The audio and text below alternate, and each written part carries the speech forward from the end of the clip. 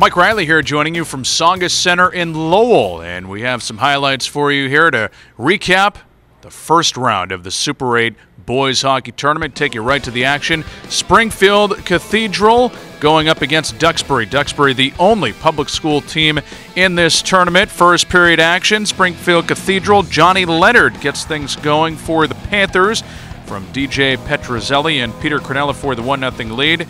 And Cathedral, it would be Cronella next time here later in the first period on a power play for the 2-0 lead. Second period action, the Panthers again, Johnny Leonard's second goal for him for a 3-0 Springfield Cathedral lead.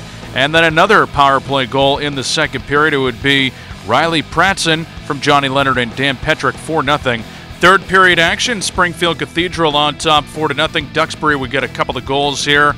It would be pretty much too little too late for the Dragons. Tyler Powers made it 5-1, and then Matt Saya made it 5-2. Springfield Cathedral goes on to beat Duxbury 6-3 in this one, and Duxbury eliminated from the Super 8 tournament. Springfield Cathedral moving on, and joined right now by ESPNBoston.com high school editor Scott Barboza. And Scott, first time for the Panthers of Springfield Cathedral moving on to the semifinals of the Super 8 tournament. Yeah, Cathedral's obviously been kind of a perennial staple here at the Super 8 in the last several years. I think this is, perhaps their most talented squad. Obviously, the 4 Division I commits to date coming in here. But I really thought the story tonight, just too much firepower from the Panthers, and especially on the power play that was really clicking on all cylinders. Yeah, and also the goaltending as well, I thought, was pretty strong for Springfield Cathedral as well. Duxbury, again, being the only public school team in this, you got to give them credit for being here, playing with the big boys. Yeah, a kind of interesting situation with the Panthers here this year. They've been splitting time. John LaCoria, senior captain goaltender, has been to several Super 8s, as it were. Didn't get the Game 1 start in favor of Keith Petrozelli, who is a Quinnipiac commit with his older brother, DJ, as well. They've both played, I think, very well in this series, but then again, really, it's all about this offensive go at 'em. There's really no stop from this Panthers group. Brian Foley really likes to push the envelope and push the play. It's a very exciting brand of hockey, and of course, when you're out there with an extra man, this group can really move the puck around, and it's a lot of fun to watch. Very interesting, I thought. It's Ben Petrick. It's a freshman defenseman who plays the very top. The Panthers like to play an umbrella system on the power play, so he really is the point man per se at the very top of that. And playing that kind of a power play, you really need a kid that can play a very disciplined, smart game at that point. And then, of course, it all funnels down to the half-wing boards with Riley Pratson, who I think has had a tremendous Super 8 tournament to date. And then, of course, on the other side is Johnny Leonard working those half-wing boards. You see David Krejci works in that role for the Bruins in their kind of system. I think they've really blossomed in that role for the Panthers in this tournament. And then, of course, what really makes it hum is the big boys down in front doing the dirty work, the two guys straight in front of the goaltender there, DJ Petrozelli and Peter Cronella, of course. Two big bodies down there, very tough to move, very tough matchup for a lot of teams. We're talking about Game 2? Talk about Game 2. Let me show you the highlights first, all right?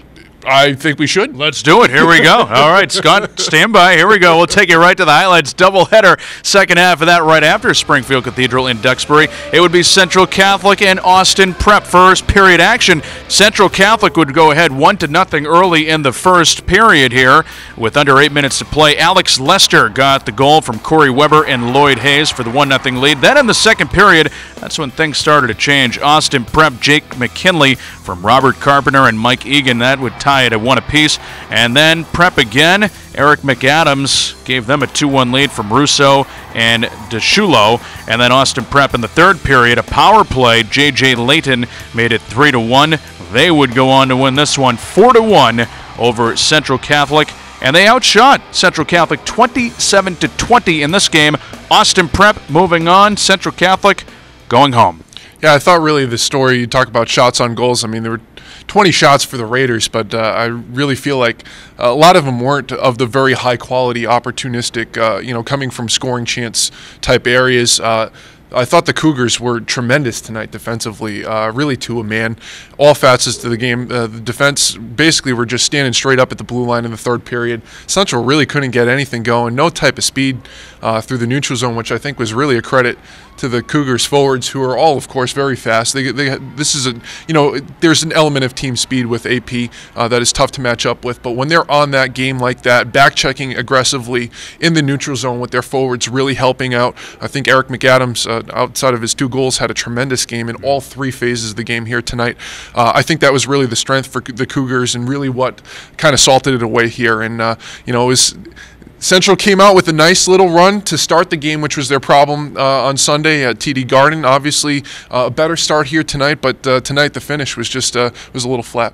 All right, so Central Catholic out, as we said. Austin Prep on to the semifinals. Springfield Cathedral also on to the semifinals. Tell us about the matchups next Wednesday here at Tsongas Center. Yeah, it's real interesting. We'll start with AP because we just talked about them going against number 1 seed BC High. Obviously, they played pretty recently down at the Buddy Ferrer Classic in the last week of the season there. Eagles came away with a pretty somewhat convincing win there, I would say. But some of the things that I'm looking for in the series, obviously, talked to Coach Louis Finicaro of AP after the game here tonight, and he mentioned, obviously, as we've talked about all season long, the transition game from BC High, which is really without peer in the state this year. They are the best, moving it up from the D to those forwards and attacking the line with speed. AP is going to have to win that matchup. Now, with that being said, the way that they played here tonight against, I think, also a pretty fast Central team that has an active defense as well. I think they have a nice little game plan here that they can come away from here tonight and apply that to BC High. Obviously, the big X factor again, does Patrick Kramer play? We haven't seen him yet in the Super 8 here. If the Eagles can get him going, that makes that first line all that much more dynamic, and then some of their second and third line players kind of reshuffle. We've seen Tim Larocque take a really nice step forward here in this tournament. Steve DeForge can move back and play his more natural position there. That makes BC High that much more dangerous going into that series. But the one thing I haven't mentioned in all of this has been Elijah Harris. I'm sorry, Elijah, I didn't get to you back on Sunday. Elijah Harris was absolutely lights out on Sunday night. Been tremendous. And again, another very strong game here tonight. Wasn't tested as much as game 1, but made all the saves that were required of him. And if Elijah's playing on that level, this team could be very, very dangerous, and they might as well get back to the Garden. It could be a dark horse. You betcha. You betcha. Talk about the second half of that doubleheader next week in the semifinal, please. Yeah, these are going to be really competitive. Very exciting. Yeah.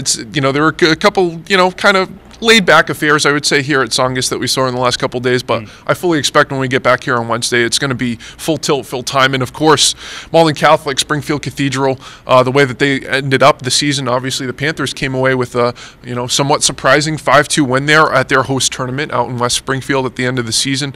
That was a really good result for them, and I think they can feel a little bit of confidence coming in against the 3-time reigning Super 8 champions that, hey, we got a shot at this. But then, of course, again, we got to go back to Malden Catholic. This team, I think, is, again, as we've seen year in, year out, when the calendar switches over to February and you get March in your rearview mirror there, this group really comes together. They start playing their best hockey as a unit. I really think, again, it's been really without saying this year, Matt Philippe is just really taking a huge stride forward, the Northeastern commit here this year. But I really like the way that this second line is playing for Malden Catholic right now. We've seen that in previous years. Last year the story with them outside of Aaron Nazarian was really how the third line stepped up. Austin Goldstein, some of those secondary players. I think Will Lawrence, a defenseman, has played a really nice tournament here so far.